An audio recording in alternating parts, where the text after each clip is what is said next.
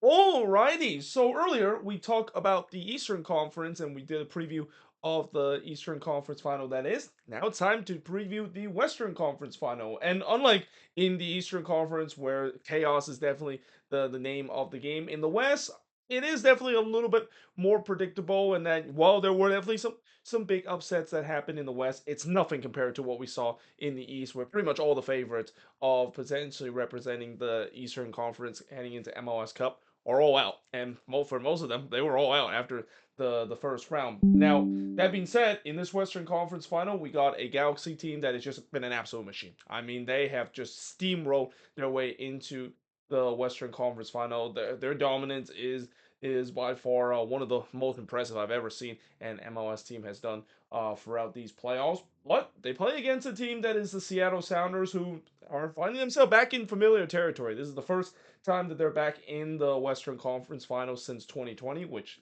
for them, it feels like an eternity, considering this team has always been in this stage for a long time, especially during the 2010s when they were in the conference final pretty much almost every single season.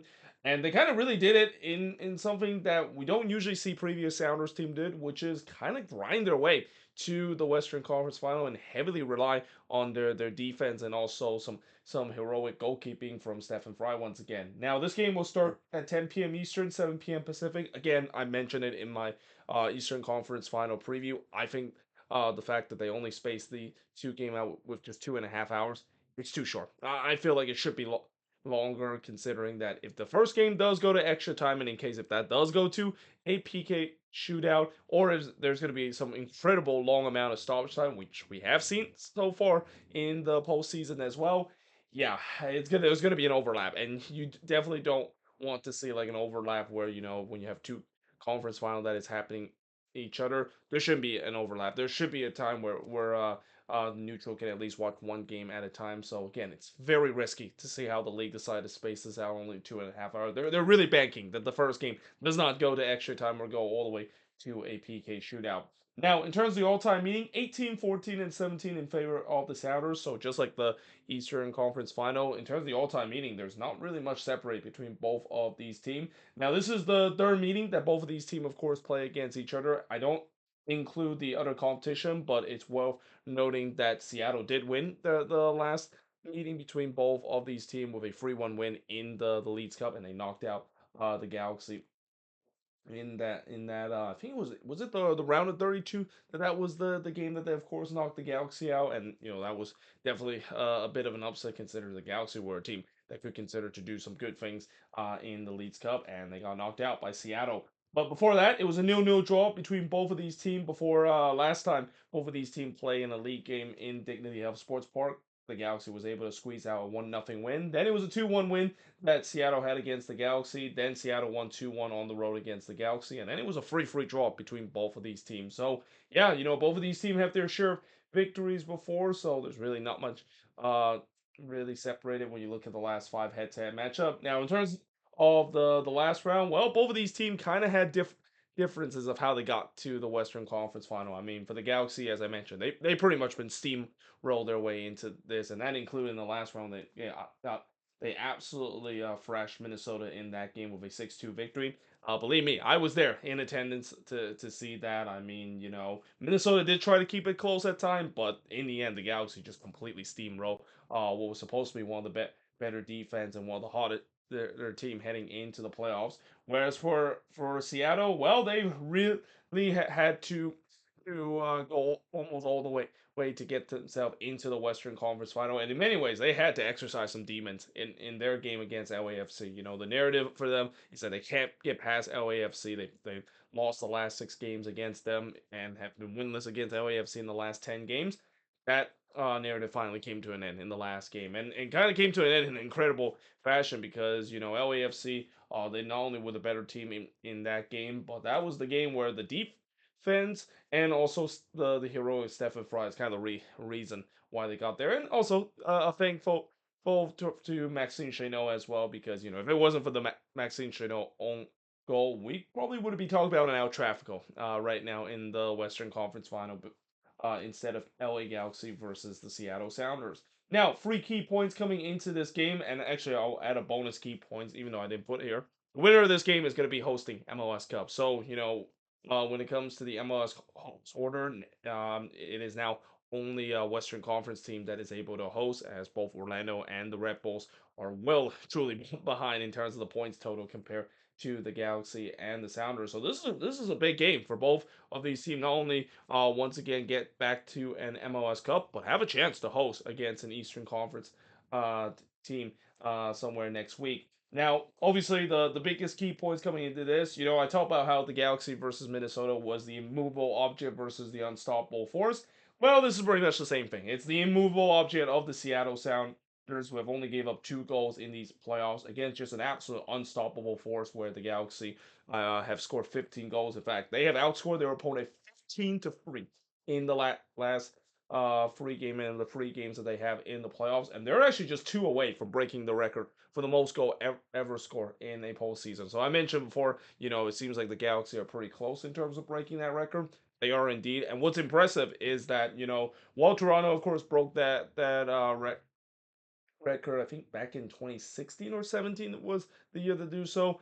The difference is, back in those playoffs, it was a two-legged affair. So Toronto, of course, didn't had to play more games to actually get to that record, whereas the Galaxy, I mean, in the span of 3 games, they've scored 15 goals. They're averaging 5 goals per game. That is an absolute insane rate, just unheard of rate, right? And all this talk about how well, is the attack going to mask a lot of issue on the defensive end, because I do think that when you look at the defensive end of this team, it is still a problem. And I think in the last game against Minnesota, even though I know the scoreline doesn't show it, there were definitely some issues, especially in the first half against Minnesota on the defensive front, especially one of the biggest Achilles heel on the defensive front for the Galaxy.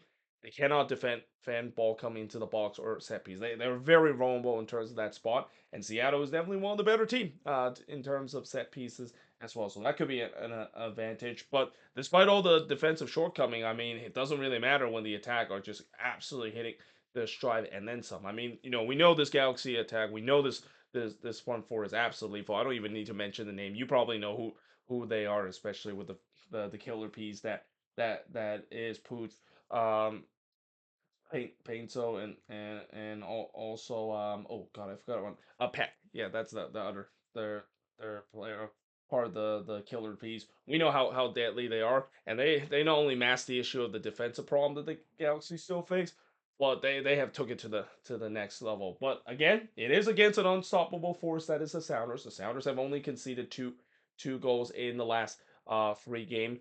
The one issue I will say the Sounders might have heading into this game, how healthy is their back line, and can they once again slay another LA team that has a really good strong attack. I mean, we saw in the last game where there were times where that Sounders defense not only would crumble because of injuries. I mean, one of their most important defensive pieces in Yamar were actually limping off in the last game. You don't know whether or not if he's going to be 100%. I'm pretty sure he's going to play. I mean, I know he's not going to to to miss this game, even if he's not 100%. But how is that going to impact this team? And also, I have a feeling Stephen Fry will need to have a Brad Guzan like kind of a performance again, because that last game that Fry had against LAFC very reminiscent of some of the post season hero we have seen Stephen Fry has made. I mean, I even mentioned in the last game against LAFC, there was that one moment where he made that incredible robbery save on Holland's head. That really reminds me of the Josie Altidore save that he had in the 2016 MLS Cup. He's gonna have to come up big in this game, because again, it is the unstoppable force versus the immovable object. And the old saying goes, defense obviously always win championship. And so far it seems like the Galaxy are just kind of torn that up that old saying apart. But we'll see whether or not if that, of course, is the case. Either way, like I said, this is a big game for both of these teams. And I even mentioned in the Eastern Conference Final preview, you kind of had a sense whoever wins this game is probably going to be favored to win MLS Cup. Because when you look at the Western Conference team compared to the East, and I'm not saying the Eastern Conference those teams are weak, but you just kind of had a sense that with the home field advantage, and with both of both of these teams has history of being in big games. Well, maybe not the Galaxy, but they've shown this season that they've just been an unstoppable force. Seattle, obviously, with the veteran presence that they have, and with still some of the core pieces that were part of those great runs that the Sounders have had in the late 2010s. You got to say that whoever wins this game has a very big chance of winning MLS Cup 2024. But we'll see who, of course, will do so. And let me know in the comments below. What do you think of this game? And this, of course, after this is over, we will know exactly what the matchup is for MLS Cup 2024. But either way, hope you guys enjoyed this video. If you do, make sure you like, smash the subscribe button. Let me know in the comments below what do you think of this preview and your prediction for the Western Conference final between the LA Galaxy and the Seattle Sounders. But until then, hope you guys enjoyed this video, and I will see you guys next time.